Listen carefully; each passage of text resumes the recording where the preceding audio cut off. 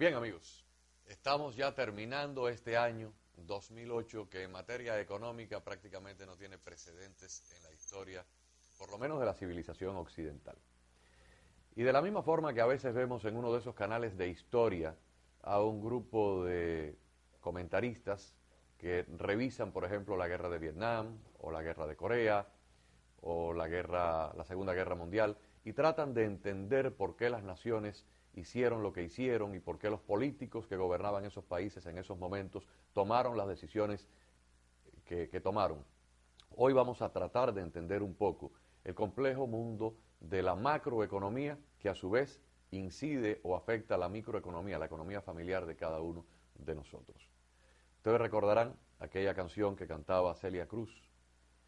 Sorondongo le dio a Borondongo y a Buchilanga y en fin, todo el mundo se echaba la culpa y nadie sabía quién había dado el primer golpe. ¿Cómo cayeron todas estas fichas? ¿Cuál fue la primera en caer? Y a tal efecto queremos brindarles a ustedes durante esta hora una perspectiva clara, fácil de comprender, de alguien que tiene no solo el conocimiento, sino la peculiar habilidad de ponerlo en una forma que todos lo podamos entender. Los que no somos economistas, necesitamos a alguien que nos hable claro. Y yo he querido invitar hoy al doctor Fernando Domínguez, profesor de Economía, que esté con nosotros. Gracias, Agustín, por la invitación. Si imaginariamente colocáramos todas una serie de fichas, la caída de los bancos, la caída de la bolsa, la caída de la industria automotriz, todo eso así como si fueran fichitas de dominó. La primera de todas, la primera que comenzó a tumbar la segunda, que a su vez tumbó la tercera, ¿cuál fue? Podemos pensar que fue la primera de las fichas, la crisis de las hipotecas de bajo interés. Bueno, buenos días para nuestros amigos televidentes y para ti, Agustín, gracias por la invitación. Es un reto, tú sabes, intelectual, poder hacer este análisis. Y a mí me fascinan los retos, así que voy a tratar de hacerlo. Déjame decirte que este problema viene caminando hace 2 o 3 años. No es un problema de ahora, es un problema de hace 2 o 3 años que ha venido manifestándose agudamente y que ha hecho su crisis a partir del mes de marzo de este año. Lehman Brothers fue la primera ficha gorda en caer, que cayó, y el gobierno federal, la administración, de una manera muy expedita, salió corriendo y con dinero federal, pues logró que el Lehman Brothers fuera absorbido por otro banco. Esa fue la tónica que fui yo haciendo durante el resto del año. Pero hay que ir para atrás a cuál es la causa de estos problemas. La causa de estos problemas es la excesiva avidez de dinero, la excesiva manera de ganar dinero de los agentes de Wall Street. Esto ya pasó en los años 20, es lo mismo exactamente, es decir, que en los años 20 se resolvió el problema. A partir de eso, en los años 30, con un señor que se llamaba, tú recordarás, Lord Keynes. Lord Keynes descubrió cómo resolver el problema a través de lo que se llamó el gasto público. Es decir, una masiva infusión de dinero de impuestos por parte de los gobiernos para obras de infraestructura. Exactamente, pero no regalarlo como han estado haciendo en este caso, no dando préstamos, sino poniéndolo a disposición de las entidades públicas locales para dar empleo. El gran secreto de que la economía camine es que haya consumidores. Tú no puedes lograr consumidores dándole dinero a los bancos. Y nadie consume si no tiene un trabajo. Si no tiene trabajo. Claro. Y el mismo banco, aunque tú le des dinero, no te va a hacer un préstamo a una persona que no tiene trabajo. Por lo tanto, el punto A lo han desconocido, que es generar empleo.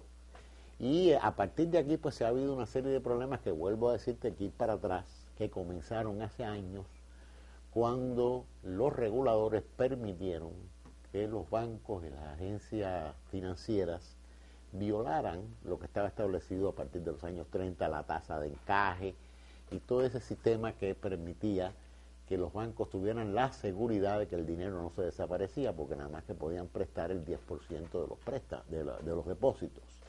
Cuando inventaron las cuentas del 401k, el no sé qué, empezaron a generar por ahí para adelante una pila de cuentas que no cabían dentro del sistema normal, se violó el procedimiento. Y entonces el dinero de la gente, sencillamente los bancos lo han evaporado. Ahora, doctor, en los principios más elementales del mundo de los bienes raíces, que en mi opinión fue por donde empezó a desmoronarse este gran castillo.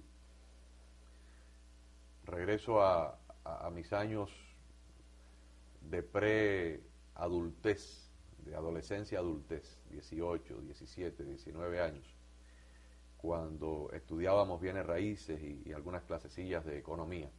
Se nos decía que toda entidad que prestaba dinero, fuera una entidad como un banco o alguien privado, tenía que tener primero un colateral que respaldara su inversión.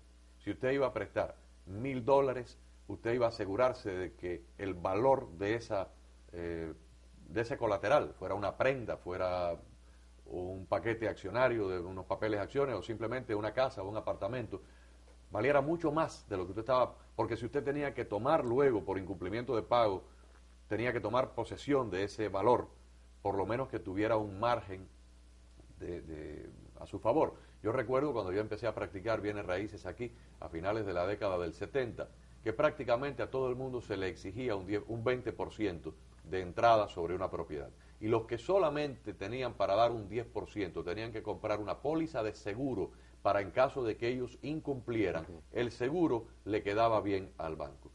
Y de pronto pasaron los años, pasaron las décadas, y vimos cómo la industria bancaria prestaba el 100%, el 105%, no solamente no teniendo ningún colateral, sino simple, porque también yo le puedo prestar sin colateral mañana al jefe de la familia Rockefeller o a Donald Trump, simplemente por su apellido y por su standing económico, pero se le estaba prestando a personas que casi no tenían empleo, que tenían un historial de crédito de incumplimiento tras incumplimiento, un historial pésimo, y desatendiendo todo eso, los bancos le prestaban a cualquiera que pasara por ahí sin ningún tipo de verificación. Es más, se publicaban los anuncios en el periódico sin verificación de ingresos, sin verificación de crédito. O sea, podía venir un desamparado de abajo del puente y comprar una casa de $500,000. ¿Qué tipo de política permitió el gobierno? ¿Dónde estaban los reguladores federales en esa época? Es lo que te digo, sencillamente que el desarrollo de esta avaricia, de esta avaricia por el dinero, provocó que todo el mundo mirara para otra parte. Es decir, el propio gobierno, cuando pone las tasas de préstamo tan bajas, genera la necesidad de que los bancos presten el dinero como sea para poder tener negocio.